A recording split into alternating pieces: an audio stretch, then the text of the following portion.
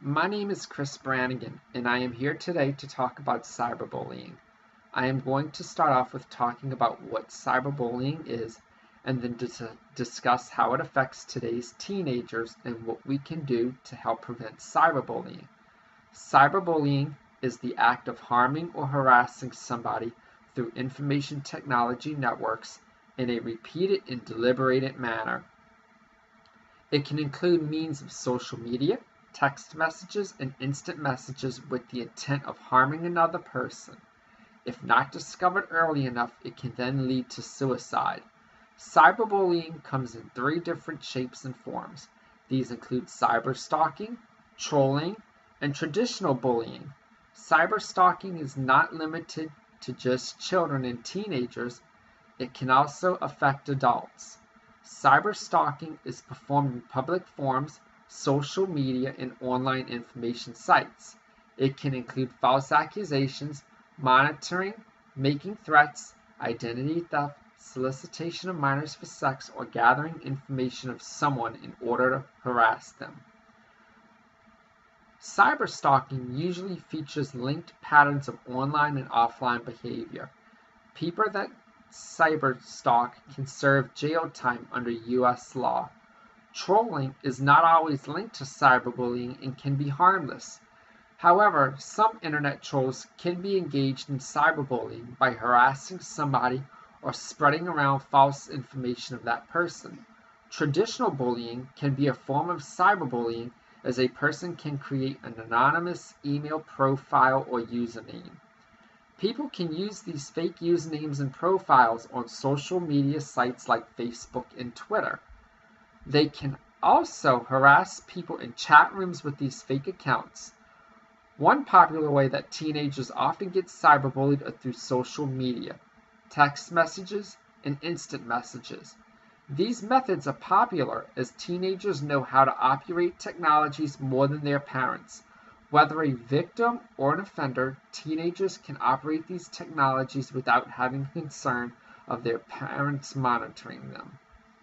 Statistics show that by 2008, 93% of young people between the ages of 12 and 17 were online.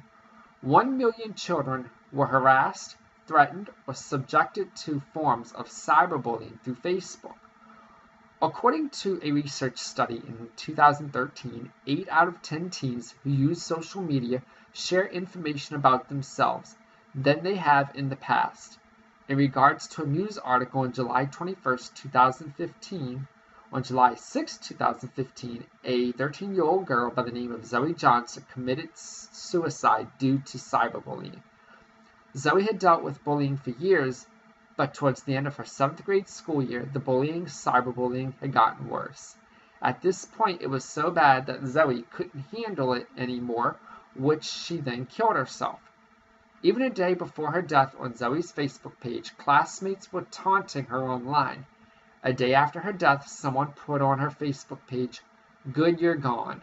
This is just one example of how teenagers are affected by cyberbullying. This tends to happen more often than you would think. One movie that I personally thought gave a good insight of cyberbullying and its effect on teenagers is Cyberbully. It was a made-for-TV movie that premiered on ABC Family that starred Emily Osment as Taylor Hilridge in 2012. It was about her being cyberbullied on social media by an anonymous classmate, which spread nasty rumors about her around the school.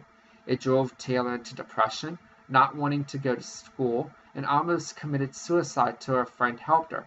In the long run, it showed how she overcame cyberbullying and what she did at a government level to prevent future incidents happening to other teenagers.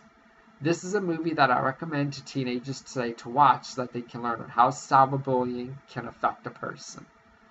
As adults and parents, we need to become more proactive on controlling cyberbullying.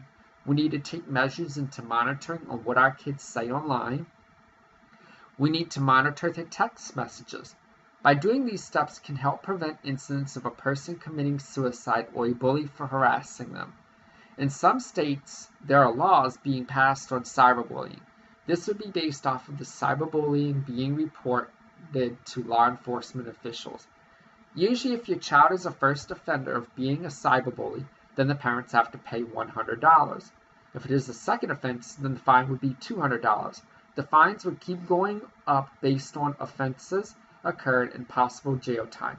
Many states have law enforcement agencies that have cybercrime agencies that monitor cyberbullying. As cyberbullying becomes more of an issue in people's and teenagers' lives, more and more laws are becoming implemented to stop this issue.